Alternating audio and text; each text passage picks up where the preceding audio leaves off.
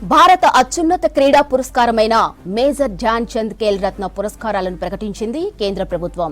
ఇక 2024 ఏడాదికి గాను నలుగురు క్రీడాకారులకు ఈ పురస్కారాలను ప్రదానం చేయనున్నారు. చెస్ క్రీడాకారుడు డి గుకేష్, హాకీ క్రీడాకారుడు Harmanpreet Singh, para athlete Praveen Kumar, shooter Manu Bhaker Khel రత్నకు ఎంపికయ్యారు. జనవరి 17న ఉదయం 11 గంటలకు రాష్ట్రపతి భవన్లో పురస్కారాలు అందజేయనున్నారు. ఇక మేరకు కేంద్ర యువజన వ్యవహారాలకు క్రీడా శాఖ తెలిపింది.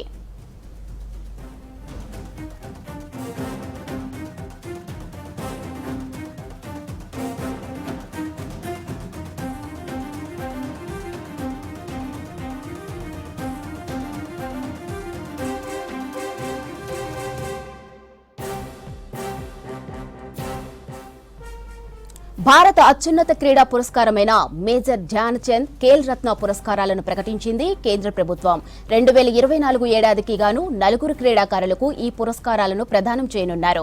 చెస్ క్రీడాకారుడు డి గుకేష్, హాకీ క్రీడాకారుడు Harmanpreet Singh, para athlete Praveen Kumar, shooter Manu Bhaker Khel రత్నకు ఎంపికయ్యారు.